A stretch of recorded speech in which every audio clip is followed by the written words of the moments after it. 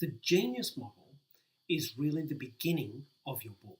It's a really important part of developing the structure of your book because I think that there are a number of ways which people approach books which doesn't really help them get a good result. When I first say to people, you know, "Hey, have you ever considered writing a book?" And they say, "Oh, I've always wanted to write a book." And the very first thing they start telling me about is all the things they want to teach people about. But there's a very important way of understanding how to structure your book so that it's influential and effective in both getting the information out there and positioning you as an authority. So let's have a look at the Genius structure and why it's all set up this way. I particularly want you to know this because sometimes partway through your book, you might realize that actually, you want to go in a slightly different direction. So I want to give you the tools to be able to do the Genius model yourself and to be able to understand and model how you can create your own Genius model for when you get partway through the program and you need to re-look at the Genius model. So let's have a look at it. Okay, I think that there are a couple of things which are really important on the Genius model. Now, I think when we're looking at writing a book, there are a couple of different approaches. I find what we really want is clarity. We want to be really clear about the content and the solutions that this book provides. But I find a lot of people, rather than being clear, can often be fuzzy. And you've probably read some of those books that go, wow, it's sort of some interesting ideas, but gosh, I don't really know how to make use of this. Well, partly that's because a lot of people start with content. And for most of you, when I've worked with you, I've said, what do you want to write about? The very first thing you start telling me is I want to teach about this and I want to teach about that and all that sort of stuff, or write about this or write about that. What you're talking about is content. But what's really important is that people understand why it's important. And that is context. So let's have a look at what the gradients mean. So this is what they mean. If it's clear, then you've clearly articulated why this information is important and urgent. And you've got a sense of you need to act now if you want to solve these problems. If you've got fuzzy, then people reading it are just uncertain of why what you're telling them is important. Now, if you've got great content, you've got data, but if you don't have the right data, you maybe have some activities, but people don't know why it's so important. Now, let's have a look at the quadrants. I think that if you start down here and maybe you've told people why this is important, but you're really fuzzy about it, well, these are those books that are very fluffy and optimistic, but you think, what do I do with that information? Why is that important and how do I take action on that? Now, if you've got a lot of content, maybe it's data heavy, but you're kind of fuzzy about how this affects people, I sort of think of this as an experts only concept. It's very academic. It's really important to academics, but it's really difficult to connect with. So you get not much connection. If you're really clear about what you're talking about, what you're writing about, and you've got plenty of content but no context, what you've got is data without soul. You know what's important. It's you've clearly listed it out, but you're really not certain about how to make it take action. So our holy grail for your book is this one here, and this is where we integrate the mind, the body, and the soul. And specifically what I mean by that is we provide the great data that supports what you're teaching people. The body is where we get into action and we actually give people specific things they can do to achieve the results that they want to achieve. And it has soul, and people understand the context of why this is so important. So let's have a look at where we start with this. What's really interesting is that whenever I speak with you guys, I will talk about I'll ask you a bunch of questions. And the first question I tend to ask you is, what's the sweet spot? What's the big thing that your clients want from working with you or from reading this book? You know, if you're a wellness person, it might be confidence in their body or ability to feel confident. Performance, if you're talking leadership, it might be, that they want a team that's really aligned. Or if it's business, it might be to have a growing business. If it's family, it's to have a family. What is the sweet spot? When they read your book, once they've worked with you effectively by reading your book, what is the result that they want from you? And this is the very middle of the model. If we have a look at the model down here, number one, I'm asking very much about this sweet spot, this spot here. When everything's going great, what's the result? So that's really, really important. Okay, the next thing I want to know is what are the outcomes? So when you've actually, once you've achieved this sweet spot, once you've done it, what are the actual outcomes that your clients are looking for? So, if you're writing a real estate book on how to invest wisely in real estate, the result people want is probably freedom and independence. What are the outcomes? So let's say the financially secure is the sweet spot. And the outcomes people are looking for is freedom, choice, and mastery. Whatever they are, what are the outcomes? When you've achieved the sweet spot, what does this enable you to do? So, for example, having financial security enables you to have choice. It enables you to have freedom. It enables you to have great staff. That's what the outcome is. But if you're looking at weight loss, then what is it? They want to have confidence. They want to feel good. What is the outcome? Once they achieve that sweet spot, what is the outcome? Now, for the outcomes, what we're talking about is these spots here. We call those the petals of the flower, right? What are the outcomes? Because that goes right in there. What are your clients looking, or readers trying to achieve? All right, let's look at the next bit. In order to achieve these results, what are the pillars that they need to work on? All right, what are the three primary areas that they need to focus on in order to get the outcomes and results that they want? Well, these are very much your pillars. So the three pillars here are these guys here, 1, 2, and 3. In order to achieve this result, what is it that they need to focus on? So that's what we call the pillars. Now, the next bit is really important. Once we know what the pillars are, it's really important to know what the problems are if they don't get it right. And we call these the bum cracks. They're on the outside.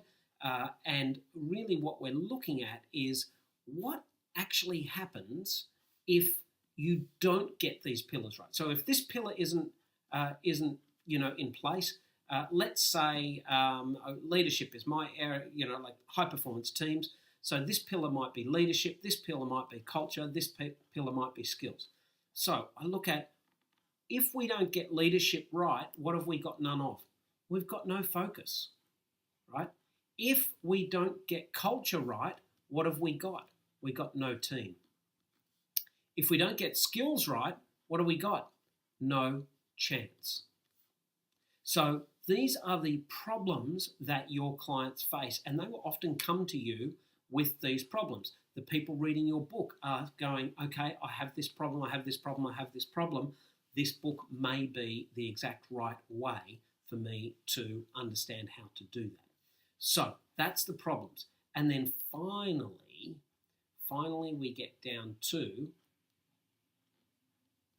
the chapters. All right? What are the projects? What are the chapters that you're going to work on to get the result that you want to have, or that your readers want to have? Now, those chapters, that's these areas here, right? We are going to outline what it is that your clients want to know about, what do you need to teach them about so they can get the result. These become your chapters. Now, there's no rules to how many chapters you can have. I recommend that you simplify it as much as you can, but typically my authors have between 3 and 6 chapters per pillar. So that's how we actually create the Genius model. So let's turn this off and actually have a look at our Genius model. So here's our Genius model. When we have a look at, we start with what's that result. We call that the sweet spot. So what is that sweet spot? Whatever that is, it could be wealth. It could be high performance teams. Whatever that is, this is the result. This is when everything's working absolutely perfectly. That's what they want. Now, the outcomes. Let's have a look at the outcomes. That's these bits here. And when we have a look at those outcomes, it could be, if I'm talking about high performance teams, I'm saying that what they want is commitment. What they want is engagement. And what they want is alignment.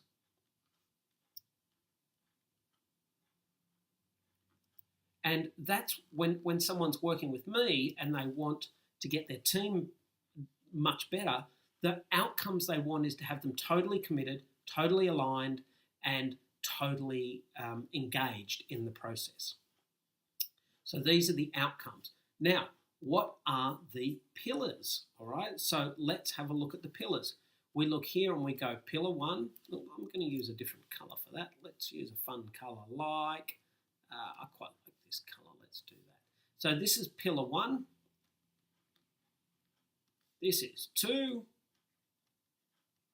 And this is 3.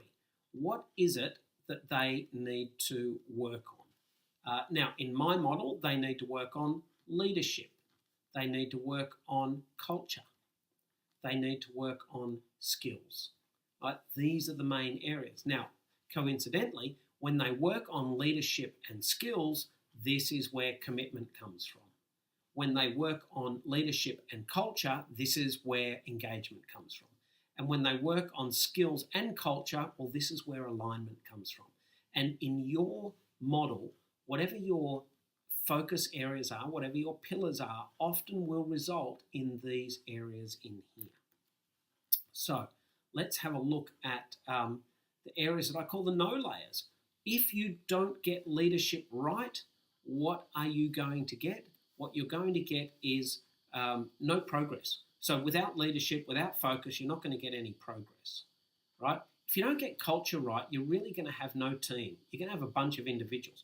And if you don't get the skills right, well, you got no chance. I don't care whether you're a football team or a business. If your skills aren't as good as ours, you got no chance. These are the problems. What is it in your book? What are the problems? And I tend to go opposite to each of these. So you go, right, if they don't get that right, if they don't get that right, if they don't get that right, what are those areas? Okay, then we start getting down to chapters. So if we go to our chapters, and I'll go to black from here, really what we're talking about is chapter 1, chapter 2, chapter 3, etc. 4, 5, 6, 7. These are the topics, right? But it might be team buy-in, it might be values, it might be failure and feedback, whatever that is. And here's the important thing. This is about what they need to know in order to create impact in the leadership. If they get, for example, if I use my model for my books and my programs, first of all, they need to get clarity. Then they need to get behaviours. Then they need to be able to learn how to do feedback and failure and a bit of fun. When you get these right, when you get these 3 things right, when you get clarity right, when you know what your vision, your values are, when you know what the mission and goals are, when you have agreed to the behaviours, and when you've managed to do feedback, failure, and fun, well, that's when the leadership pillar is in full swing. That's when it's working really well. And so on and so on. So you go around questioning, so what else do I need to teach them about skills? What else do I need to teach them about culture? What else do I need to teach them about leadership? And on it goes. So you create your chapters here really very nicely. And the next thing I'll often do with people is we'll go, okay, now what's the order? Which one do you teach them first? So you might actually decide that's first, but actually this one is second and this one is third, and so on and so on. So it's incredibly flexible about how you go about doing that. So this gives you the structure for achieving whatever the outcome for your book is. And here's a really important thing about it. I want to show you a few bits and pieces. Okay. This model is not just made up, as in, I haven't just kind of drawn a couple of circles and thrown it all together. It's actually based on a really significant piece of research and writing done by an author called Simon Sinek. He started this concept of the golden circle. And what he said was the best organisations and people in the world communicate the complete opposite way to everyone else. They start with why. Why is this important? Why do we exist? Then they move to how. How is this important? And then finally, they move to what is important.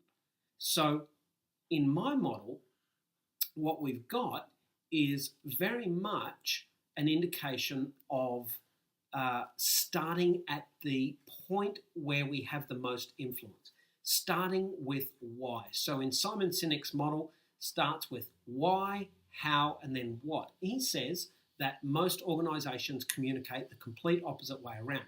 They start with what's important, and if they're really clever, they can tell you how they do things that's different.